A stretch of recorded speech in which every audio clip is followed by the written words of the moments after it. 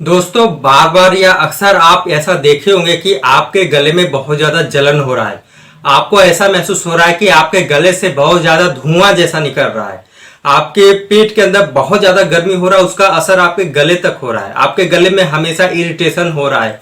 आपके गले में ऐसा भी महसूस हो रहा है कि अंदर से खुजली हो रहा है, बहुत जैसा ऐसा लग रहा है कि अंदर से कुछ धकता हुआ गर्म जैसा है, ऐसा निकल रहा है।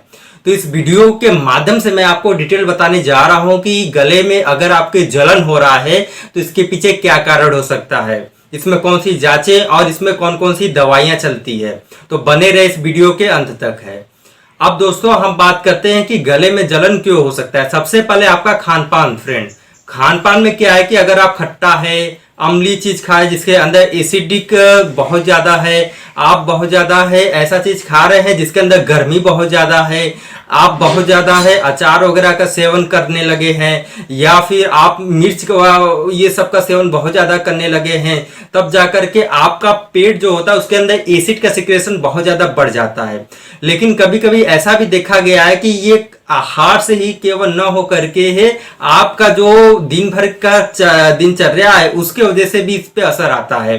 कभी कभी इसमें बहुत से डिजीज जो होते, रोग होते, वो भी हो सकता है। जैसे इसमें GERD होता है, गैस्ट्रिक ईजोफेगल रिफ्लक्स डिसऑर्डर होता है। इसके अंदर क्या होता है कि हमारा जो पेट है उसके अंदर लगातार एसिड है, उसकी मात्रा बनती रहती है। लेकिन कभी कभी क्या होता है कि उसकी मात्रा बढ़ने का जो समय होता है बहुत ज्यादा बढ़ जाता है, और उसका जो फ्रीक्वेंसी और जो वॉल्यूम होता है वो भी बढ़ जाता है। यानी जिस अमाउंट में उसको बढ़ना चाहिए वो अमाउंट बहुत ज्यादा उसका बढ़ जाएगा। अब हम बात करेंगे कि अगर ऐसा होता है तो इससे आपके गले में जलन से क्या लेना देना है। तो फ्रेंड, इसमें यह होता है कि जब आपको ढकारें आती है तो आपका जो एसिड होता है पेट का वो पूरी तरीके से आपके गले में आना शुरू हो जाता है। या कभी कभी आप रात में सोए होंगे तो आपको एकाएक ढकार आया, या फिर अंदर से एकाएक बेल्चिंग आना शुरू हो गया, तब आपका जो पेट का एसिड होता है और आपके गले तक आ जाता है। अब वहां पे जब गले में आता है तो ऐसा अगर बार बार दिन भर में 5 बार 6 बार 10 बार होना शुरू हो गया है तो गले में अल्सर तक हो जाता है। अगर अल्सर हो जाएगा तो अल्सर का मतलब ये होता है कि जो गला होता है वो अंदर से छिल गया रहता है, वहां पे अंदर से सूजन भी आ सकता है, ब्लीडिंग भी हो सकता है, और वहां से जलन होने का भी समस्या देखा जा सकता है। कभी कभी जो होते हैं ट्यूबरक्लोसिस के रोग होते हैं, यानी जिनको टीबी हो चुका है, उसके अंदर भी अगर दवा का सेवन नहीं कर रहे हैं तो उसके वजह से भी वहां गले में अल्सर हो जाता है। कभी कभी बहुत सी ऐसी दवाइयां होती हैं जिसके गर्मी की वजह से भी गले के अंदर देखा जाए कि अल्सर हो सकता है, और भी बहुत से रोग होते हैं जिसके वजह से गले में प्रॉब्लम होना शुरू हो जाता है। तो इन वजहों के वजह से आपके गले में जलन होना शुरू हो जाता है।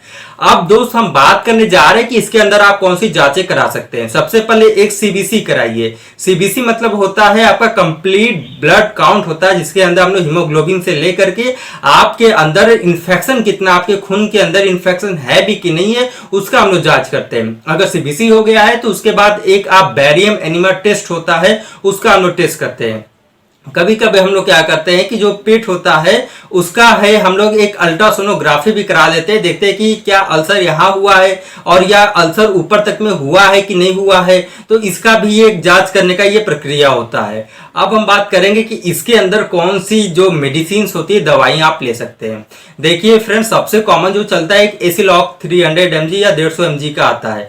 आप एसिलॉक है, जेंटेक है, इसको रोज खाली पेट आप ले सकते हैं। लेकिन अगर एसिड की मात्रा बहुत ज्यादा बढ़ चुकी है तो आपको है पेंटोप्राजोल है, जो पैन-डी वगैरह इस सब के नाम से आते हैं मार्केट में ब्रांड नेम से, लेकिन जो शॉर्ट नाम है पेंटोप्राजोल है, ओबिप्राजोल है, रेविप्राजोल है, ये सब जो मेडिसिन आते हैं जो कि आपका प्रोटॉन पंप इनहिबिटर्स होता है, ये आपके पेट के अंदर जो भी HCl वगैरह बन रहा है, जो आपके पेट के अंदर एसिड वगैरह बन रहा है, अम्लीय चीज बनना, उसको रोकना शुरू कर देता है।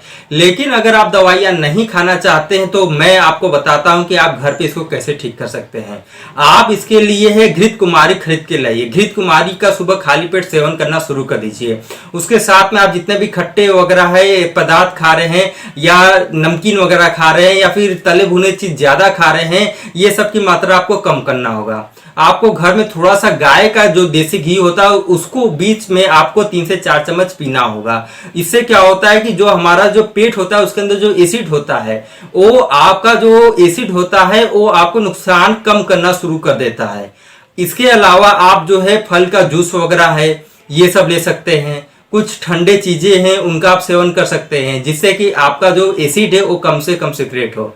इसके साथ में फ्रेंड आपको क्या है कि किसी प्रकार का स्ट्रेस, टेंशन, एंजाइटी सबको नहीं पालना है, क्योंकि आपके जो सर है उसका पूरा का पूरा संबंध आपके पेट से होता है। अगर आपका डिप्रेशन में है, एंजाइटी में है, आपके कॉर्टिसोल लेवल वगैरह ये सब हार्मोन्स बढ़ना शुरू हो जाएंगे, तो उसके वजह से भी आपके प्रॉब्लम्स होना शुरू हो जाते हैं। तो मुझको नीचे कमेंट करके जरूर बताइए वीडियो आपको कैसा लगा। इस चैनल को सब्सक्राइब करना ना भूले और इस वीडियो को लोगों को शेयर करना ना भूले। मैं नए वीडियो के साथ फिर से हाजिर होता हूं, तब तक के लिए नमस्कार।